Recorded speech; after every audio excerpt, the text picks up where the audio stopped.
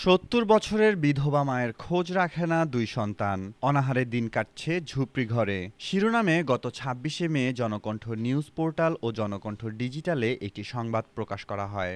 যে সংবাদে বরিশালের বাকেরগঞ্জ জেলার ভরপাশা ইউনিয়নের কৃষ্ণকাঠি গ্রামের মৃত হজরত আলীর স্ত্রী ৭০ বছরের বৃদ্ধা তাহমিনা বেগমের জীবনের করুণ চিত্র উঠে আসে। তাহমিনা বেগমের দুই সন্তান থাকলেও তার মায়ের খবর নিচ্ছে না।